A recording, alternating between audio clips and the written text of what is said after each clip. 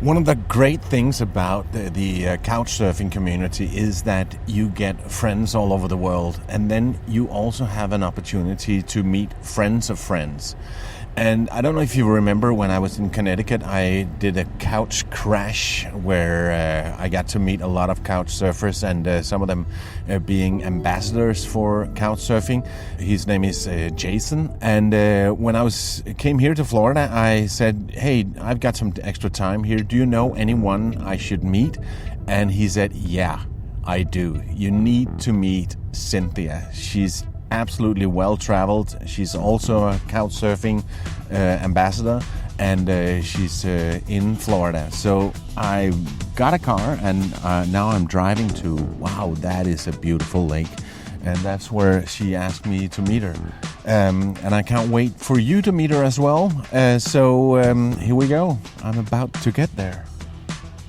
Travel is possible at any age. Your sense of adventure is just over the horizon. So, reach out and grab it. This is the Radio Vagabond. Well, I got a text from her. I'm here, Cowboy Hat Market, South Africa. And I don't see any cowboy hat market here. And why would I? We're in Florida. Okay, maybe because we're in Florida, you would see something weird. But so I just sent a text. I'm on the parking lot. Don't see any cowboy hat market. I do see somebody sitting on a bench right in front of me with a cowboy hat. It might be her. Let's go see. This episode is brought to you in part by Hotels25.com. It's a website that helps you find the best prices on hotels around the world. Hotels25.com. Do you know where I can get a cowboy hat? Gotta go to South Africa for this one. During the summer. Okay, I do too. So at least with my friends. I missed it for about a year. I'm like, I'm not doing it without hugs. So I was parked right there, and I thought, when you wrote, I thought, is there a shop called Cowboy Hat South Africa? I don't see any of that. And then I sent you the text right now, and I just looked right and straight ahead. Said, okay, that's a cowboy hat. Might be the one.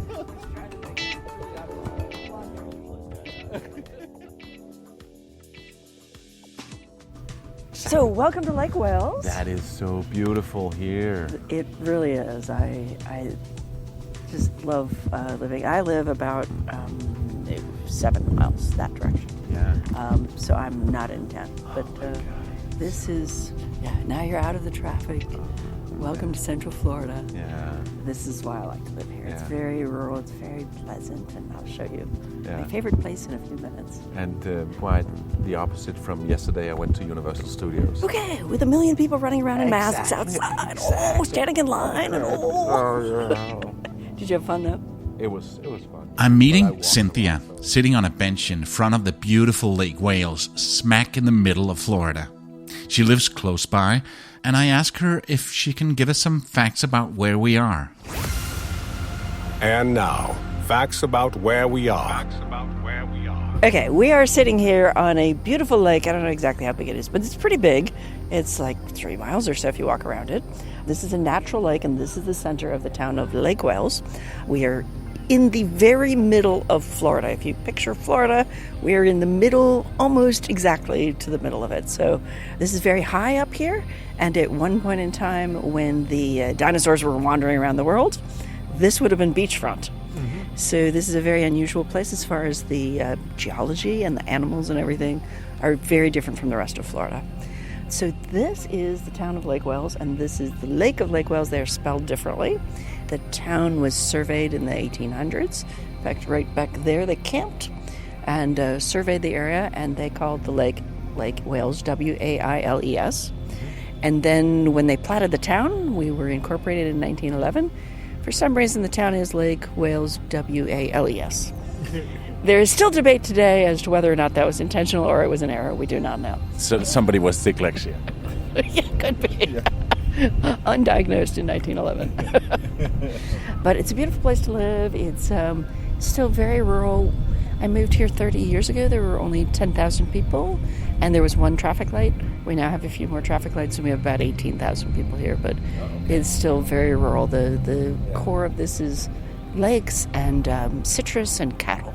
A lot of people around here have land with either citrus or cattle. And then still pretty close to everything, even though you're in the middle of the country. So there's water here, but there's no beach. There's a lot of beach in Florida, a lot of beautiful beach. You're about an hour south of Orlando, a little bit less than that, and 2 hours to Miami. Closer to 4 all the way to Miami, okay. maybe 3.5. Oh, I got a big drive tomorrow then. I completely forgot. But yeah, each coastline is about an hour, give or take, if you go straight across. And I'm 1 hour, give or take, from 2 international airports, baby. That's Which important. is good for you when you travel. I have my choice between Tampa and Orlando, so that's all cool. And that was Facts About Where We Are. So good to see you. With the South Africa hat, I was so right that, oh my God, it is the one. Yeah. And that's you got a necklace with the world. I carry the world right next to my heart all the time. So is that because it's a world map on your necklace, and is that all the places you've been, or can you add something to it? It's actually an entire world map, and I have not been everywhere. I am at 117 countries right now. Damn you, I'm right behind you. 7 continents, baby, and all 50 states. So I was just in the car. I was just telling my listeners that it was Jason from Connecticut that introduced us, and that's one of the beautiful things about couch surfing, that you not only get to meet people, but you also get to know their friends as well. So that is so cool, and he introduced us, and here we are. It's all about the people in couch surfing. I mean, it's not at all about the couch. It's about the people that you meet along the way. Yeah. And I've been blessed to meet over 1,100 people in person, all over the world. You count them? Yes. I count lots of things, not just countries. I'm a bit of a geek. But I've been on the site a really long time. I've been on the site since 2007, and I'm one of the 5 ambassadors for the country of the United States. Yeah. So I volunteer at I was talking about that as well. What does it mean to be a couch surfing ambassador? Yeah, so Jason is as well. There's 5 of us, and it just means we're really big volunteers. So we work for free a lot. That's really what it means. Yeah. But now it just means we're really involved, and we really believe in the mission of meeting people and sharing time and sharing experiences and connecting the world one person at a time. So organizationally today, what we're going to do is I want to show you my lake. Well, it's not my lake, but you know what I mean. It's a good meeting spot. And then we're going to go up this way about a third of a mile, and we're going to roll uphill. You're going to roll uphill. Place called Spook Hill. Yeah, I think I've seen that on a video somewhere, and you wrote that to me in a text as well. Rolling uphill. So I put my car in neutral, and it rolls uphill. Yes, exactly. And there's a big sign with the legend, and when we get up there, we can read the sign. It's all about there was a big battle between a native person and a huge alligator, and it caused a recess, and then it's changed the magnetic field right around there, and so you're going to roll uphill. And when we get to the top, then we're less than a mile from Bok Tower Gardens, probably the most famous place of all, Lake Wales. A beautiful garden with a carillon bell and 60 acres of beautiful gardens to walk through, manicured gardens, and it's on the highest point in peninsular Florida. We will be 295 feet above sea level there. Woo! It's so huge. Yeah, because Florida is almost as flat as Denmark. Almost. But before we set off, I need to know, why do you have a South African cowboy hat on? Well, because I bought this in South Africa. So I was there. I've taken 3 trips to South Africa. And me too. Oh, cool. Yeah. There's so much to see and do there. You could spend a lot of time. So on my 3rd trip, I guess, I was actually traveling with my boyfriend at the time, and we were in a shop and saw this and just thought it was an awesome hat. So, you know.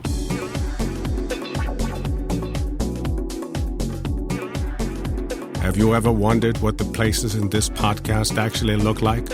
I have. So I started following the Radio Vagabond on Instagram, simply by searching Radio Vagabond. Gotta keep moving.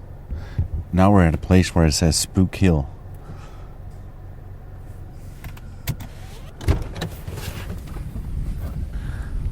And it is quite a hill. It's definitely going up. Is it? I can see that. Come on. Come on. It's going up. Okay, there's a sign here. The sign at the foot of Spook Hill tells the story of the legend. Ages ago, an Indian torn on Lake Wales Lake was plagued with rage by a huge gator. The town's great warrior chief, and the gator was killed in the final battle that created the huge swampy depression nearby. The chief was buried on the north side. Lake Pioneer haulers comes from the foot of the old army trail atop the ridge above, found their horses laboring here at the foot of the ridge and called it Spook Hill. Is it the gator seeking revenge or the chief protecting his land? Question mark, question mark, question mark. And then the sign says, stop the car at the white line, place it in neutral, and let it roll back. Okay. Spook Hill. So I'm stopping at the white line, putting it in neutral, letting go, and rolling back. And I did just that. I stopped at the white line at the bottom of the hill, I placed it in neutral, and lo and behold, it rolled back. It is going backwards. Really spooky. Very slowly. Or could it be an optical illusion? Have a look at the video I posted on the radiovagabond.com and let me know what you think. That was spooky.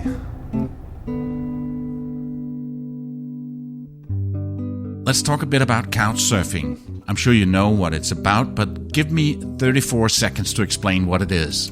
It's a platform online called couchsurfing.com where you can either host or stay with someone. No money changes hands between the host and the guest.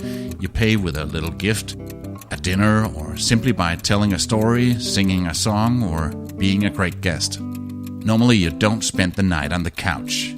In the 50 plus times I've stayed with someone, there's only been one time I've actually slept on a couch, and that was a big one on a blueberry farm in Maine. The most important thing is that you get to meet some locals, and as a host, that you get to meet some interesting people from around the world. It's such a great platform. Obviously, it's been tough for couch surfing during the pandemic, and recently they've asked users in their home market USA to pay a little bit to keep the platform alive. As an unpaid couch surfing ambassador, I asked Cynthia if she could talk a little bit about this. That's a really good question. And Thank you. Not my first rodeo. not your first rodeo. So I am only a volunteer. I am not paid staff. No. I am not in loop on paid staff. I only learn of things when they choose to inform us. Now, the country ambassadors, in theory, are more in the loop than, say, average people through the site, but that has not been true in the last year. The site is going through what I believe are necessary changes. We grew very, very fast, became a vast network. When I joined in 2007, there were about 100,000 people on the site, and I literally, within 4 degrees of separation, I knew everyone on that site. There used to be this little thing you could see little pictures to see how you were connected to someone. Yeah. And it would be, I know Joe, Joe knows Mary, Mary knows John, and John knows the guy I want to meet in, I don't know, Paris. Yeah. And so we had that, a much more feel of connectivity. You cannot have that when we are this massive. It is unrealistic to expect that we have that. It's also unrealistic to expect that we can run a site for free. You simply can't run one with this volume where you have to save all the data. Every conversation, every surf request, all of that has to be saved. And last I heard, we had 6 servers we maintain in India. It's a huge amount of data. All of that costs money. So as soon as we introduced the concept of money to pay for the site, it of course then changed the site. And there's been a lot of people who've left the site because they always thought it should be people choosing to spend time with each other and that the site itself should be free to facilitate that. That is no longer possible. So the site has been going through changes. I believe there are still more to come. And of course, COVID has changed things dramatically. It's made very difficult to surf. And that's assuming people are traveling, which they're not.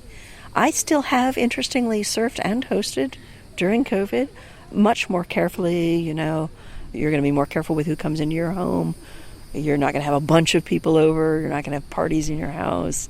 When I stay with people, they literally sometimes have asked me, well, you know, have you been exposed? Who have you been around? Blah, blah, blah. A lot more questions about health that we would have, of course, never dialogued previously. So I hope that couchsurfing will come out of this stronger and better. And I still believe in the core mission, which is connecting people all over the world, and that I have friends all over the world. Yeah. It's just friends I haven't met yet. Yeah, exactly. And they're charging a fee. I don't know if it's only if you're in the U.S.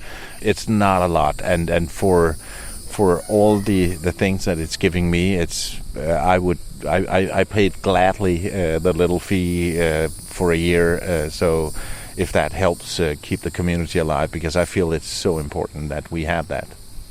Exactly. Most Western developed countries do pay a fee. It's not all fixed for the same fee. In most developed countries, it works out to about $2 a month. If you pay on a monthly basis and you get a discount, sometimes as cheap as like $15. I think I paid $15 for a year. Okay, yeah, that's if you pay in advance, you get a discount on it.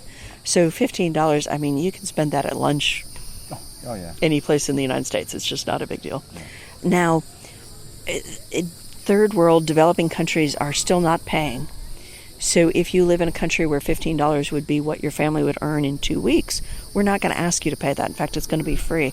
So say most of Africa is free. Big chunks of Asia are free. Those countries where you simply can't ask, that they won't have it. And we still want to have a worldwide community, so they have built these levels of payment. In theory, someone from a Western country who can afford to travel internationally should be able to afford $15.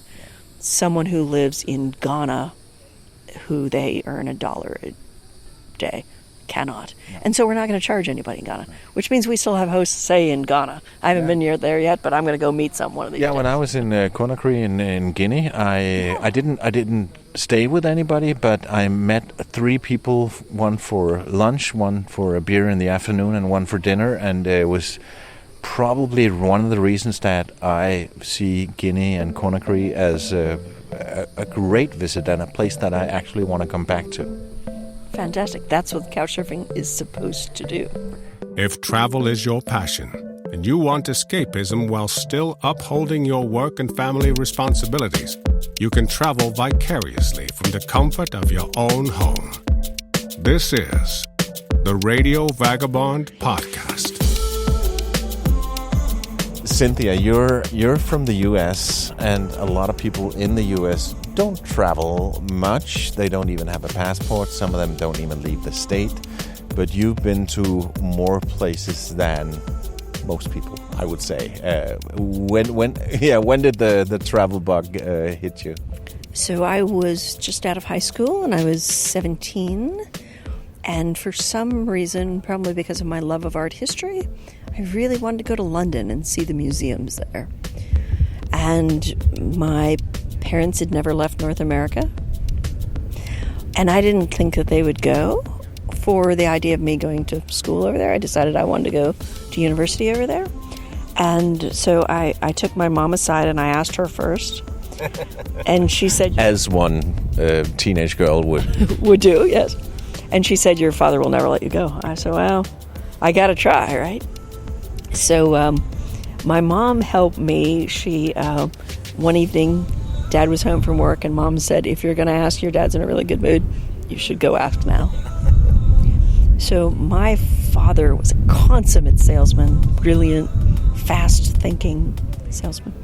So I asked, I said, I'd like to go to university in London. And he instantly said, of course you can go, but you must go to an all-girls school because you're too young to go to a mixed college. I was 17. And you must find a full ride scholarship, because I'm not paying for it. Okay, you have to explain what that means.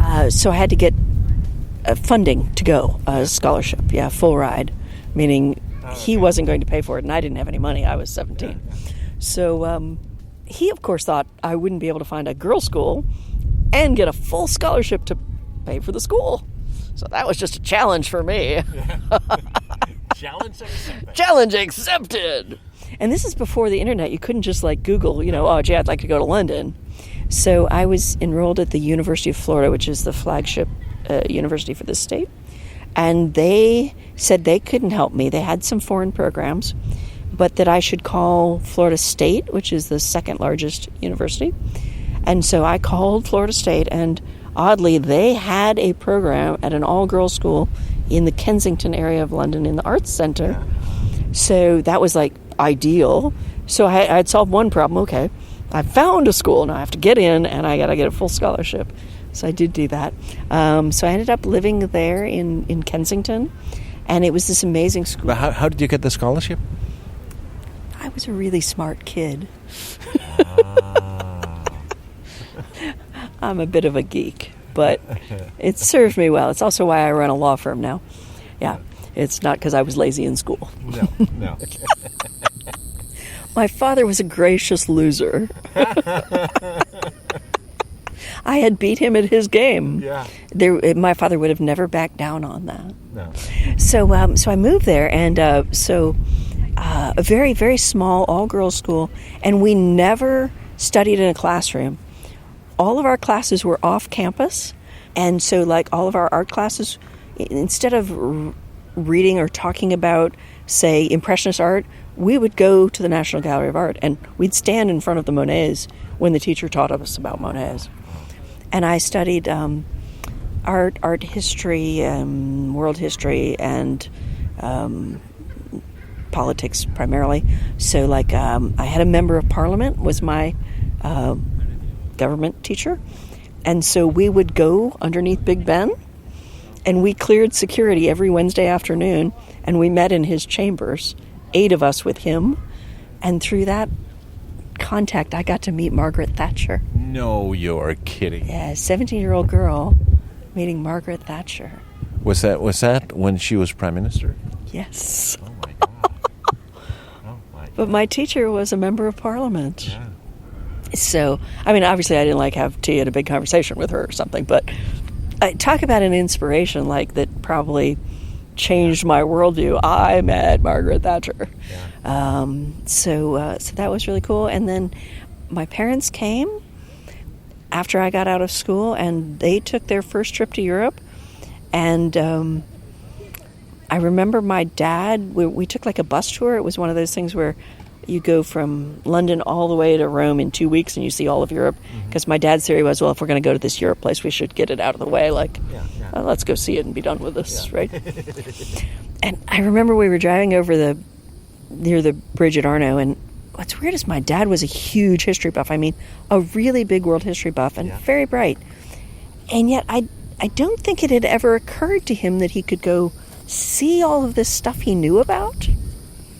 And I remember I was looking at my father as we were near the bridge at Arno, and I can still see the look on my father's face right this second. He's looking out the window and he's going, there it is. There's the bridge at Arno. And I could see the light bulb on the top of his head. Yeah. There it was. And at that second, it sunk into him that he could go to these places he'd heard about. We had trouble keeping him home. So he only lived about 20 years after that. He was in 50 countries in 20 years. Oh. Yeah. So you kind of infected him with the bug as well. Absolutely. Yeah.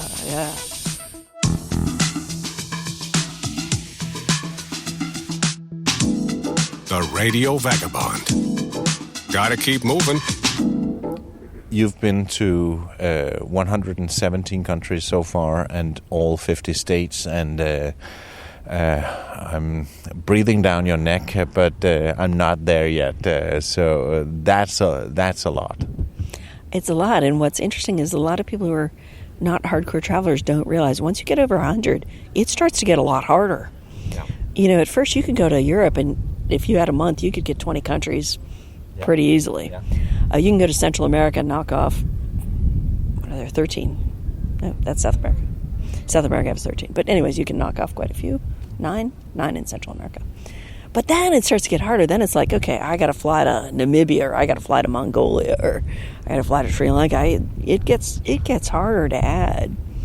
But I'm still doing it. Yeah. And I try, if I take a foreign trip, I try to not go someplace where I can't get at least 3 countries.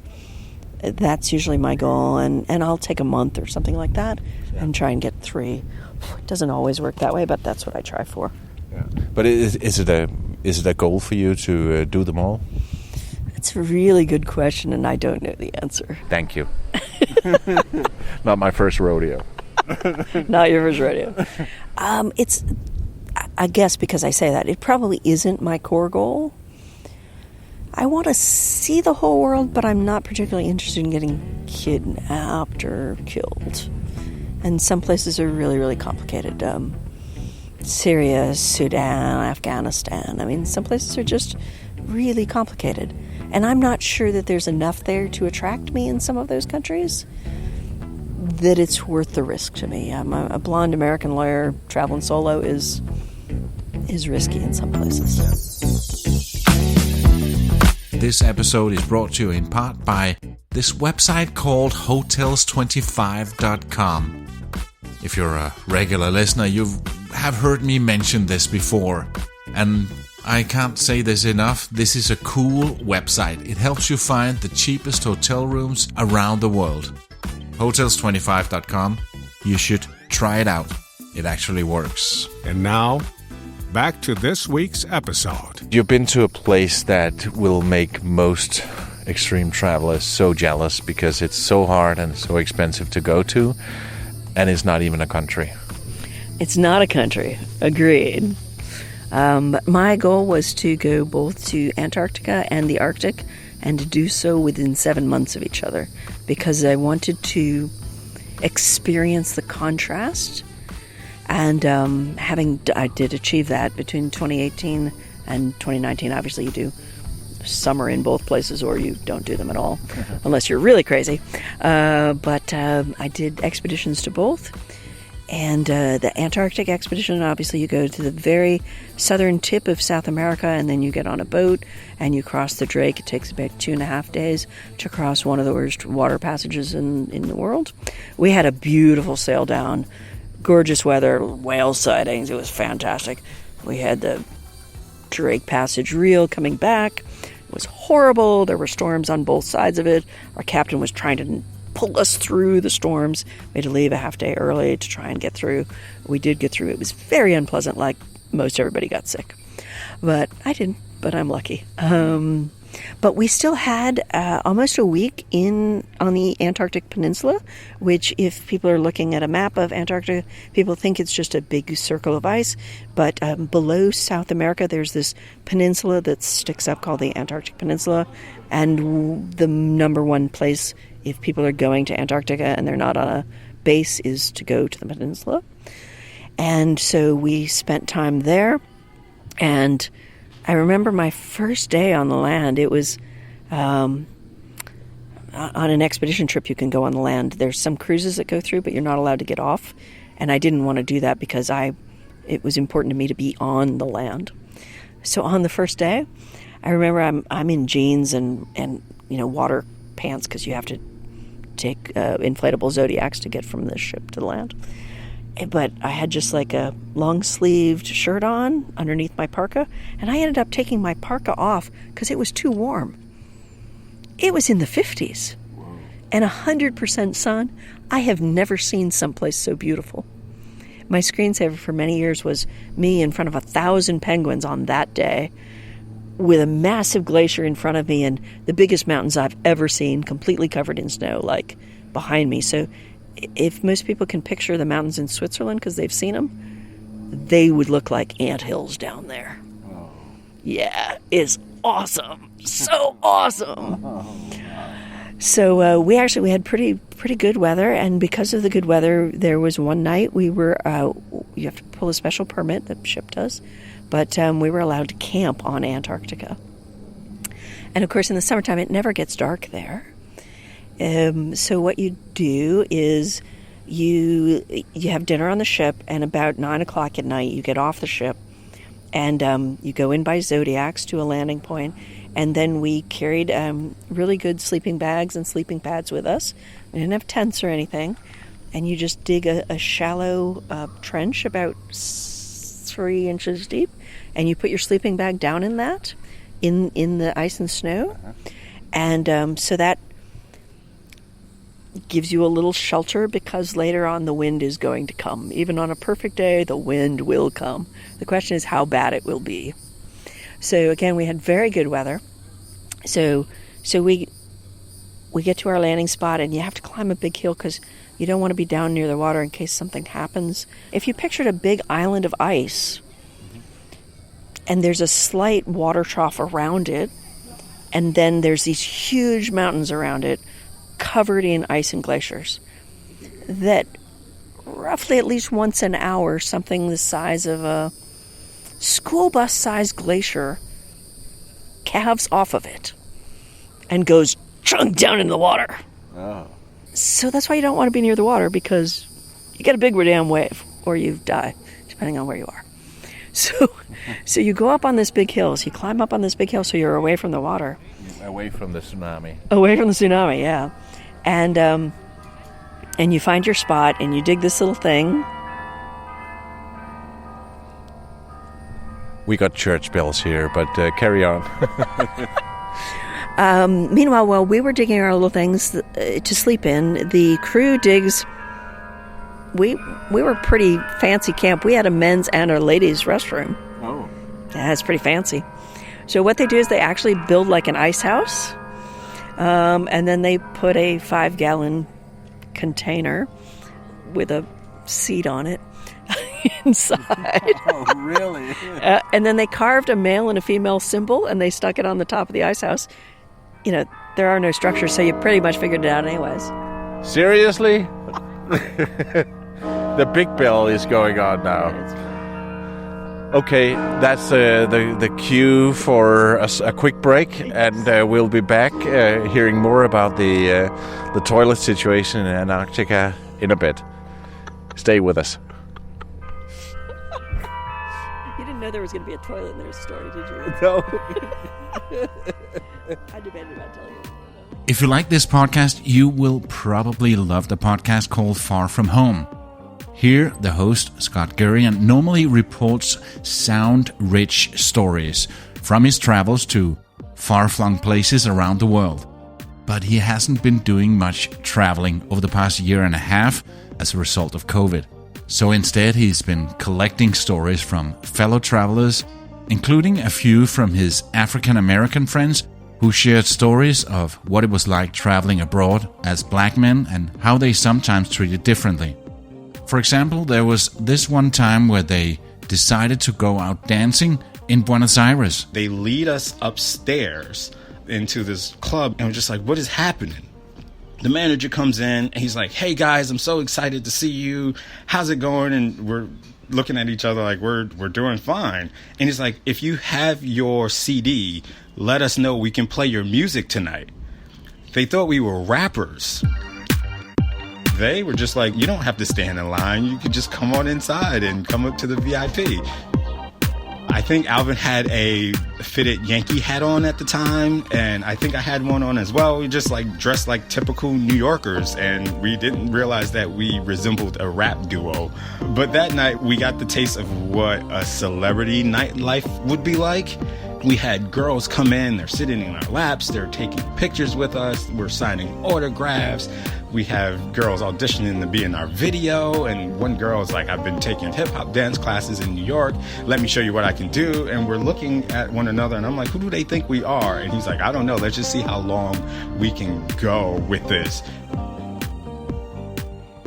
Scott's show is called Far From Home. You can find it wherever you get your podcasts or listen at farfromhomepodcast.org. And now, back to this week's episode. Let's see if the church bells are gone. And we're back. When we left you, we were talking about restrooms in Antarctica. And there's a male's room and a girl's room. There is. So you essentially set up a camp on this island, and you have to set it up and break it down so that everything goes back exactly the way it was before. So literally, if you dug a trench... It's like Burning Man. I assume like Burning Man. I have not been, but yes, like Burning Man. I didn't really quite get why we had to move the snow back since, well, you're in Antarctica. And probably God's going to move the snow back the next day. But anyways, so it was kind of funny, and it made really good photo ops, these two restrooms. For about the first hour after you get set up, they let everybody walk around, and then about 11 o'clock or so, they call a quiet time so that people actually can sleep. And from like 11 till 6 in the morning, and they don't want people walking around, so you go and you get in your little sleeping bag. But you didn't really go to Antarctica to sleep. At least I didn't. It was for the experience of being on the coldest, driest, windiest, highest continent in the world, because it is all of those expletives and a few more that I can't remember right now.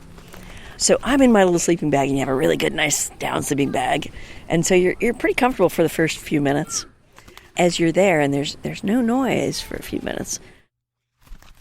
They've even moved the ship so we can't see or hear it. We have one Zodiac and an emergency radio. Mm-hmm. So the ship could come back and get us. What's a Zodiac?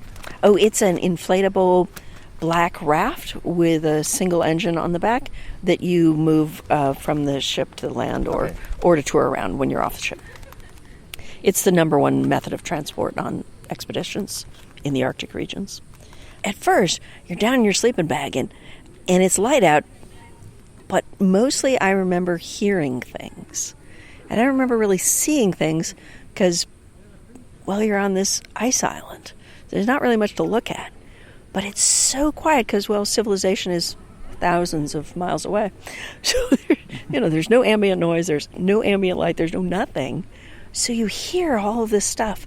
Like, the landing site had little penguins at it, mm-hmm. and I could hear them close to a block away splashing in the water.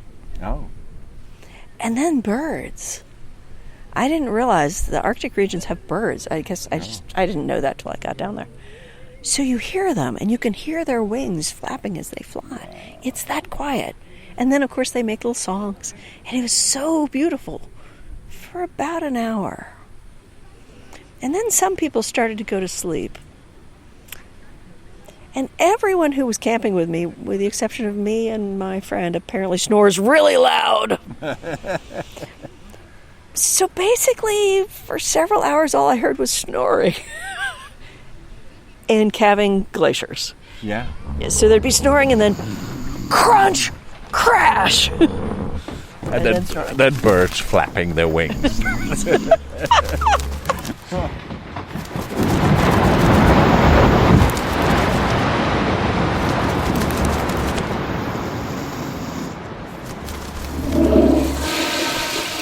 So nobody flushing the toilet. No, there's no flushing. That's a plus. It's a plus, yeah. By the way, you pay $300 for the privilege of sleeping on an ice bed on top of your expedition, right? For the privilege of using the bathroom in a paint can, but it's still worth every dime. So you do not, at least I did not sleep, partly because we had these great, really first world sleeping bags that were rated to minus 20 degrees, supposedly, and we had 2 sleeping mats, so we should have been, I thought, pretty comfortable. But even with all of that, and I'm wearing a parka, I could only stay on one side of my body for about 20 minutes, and then it would freeze up. So every 20 minutes you have to roll front, side, back, other side, and you do that all night long to try and keep your body warm. So that wasn't very comfortable. I did sleep a little bit, I would say, because I would feel myself nodding off, and then I would get cold, and I would wake up, and I would turn over. So I can't really say I, quote, slept well in Antarctica, but I have slept and I have overnighted on the highest, driest, windiest, coldest continent in the world. It was an experience. Yeah. It's almost where you say, okay, maybe we can squeeze 2 people in this sleeping bag. Well, that would have been more fun. Wow. The ultimate destination for armchair travelers who are looking for inspiration to get out into the real world, let loose their wanderlust. This is the Radio Vagabond podcast. Getting back to the rest of the world, have you been to all the continents then? Yes, Antarctica was my number 7. Yeah. It is usually either 6 or 7 for almost everyone. Yeah. It's not where you go first. We did have somebody, it was only their 4th continent, a younger person. I actually met some people on that ship that were in their 30s and 40s, which is relatively young to get that far,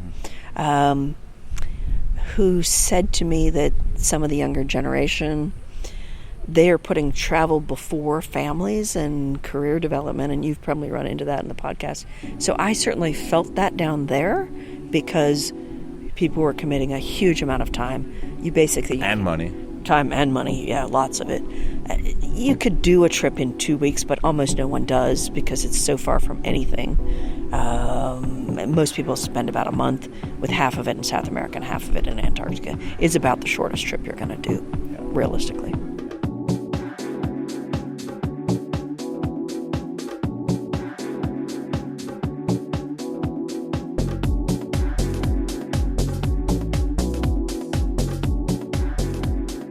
I want to ask you, because for me, traveling, the meeting new people is the best thing about traveling, meeting interesting people. So if you were to name 1 or 2 of the most interesting people you've met on your journey and most unexpected serendipitous moment, what would that be?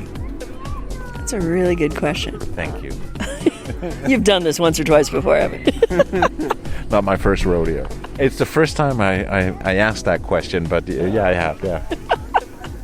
So I'm terribly shy. I'm in a 12-step program for shyness. Not. But probably one of the most unusual times of meeting someone. I was in the country of Swaziland, which not a lot of people will know where that is, but that's one of the 2 countries in the middle of South Africa that is a totally isolated pocket surrounded by... Which is actually... was also called Swaziland when I was there, but not anymore. Now it's E. It's Swanti? Yes, sorry, I did, yeah. It was Swaziland when I was there. Yes. Yeah. You are correct, though. Not my first rodeo. Not your first rodeo. But I was there in winter in a country that almost no one from North America will have ever heard of. And in winter, they have almost no one there. So I was traveling solo, and I was staying at this teeny little guest house. Maybe in the middle of their season, it would have held 40 people or something. There were probably about 20 rooms. But turns out this place is owned by the ambassador of the country. So his daughter manages it. And she's probably in her mid-30s, I would guess. She personally had been to more than 100 countries. So I'm sitting around a fire pit with her one night, having an adult beverage. And she says, oh, there's 2 other people staying at the hotel tonight.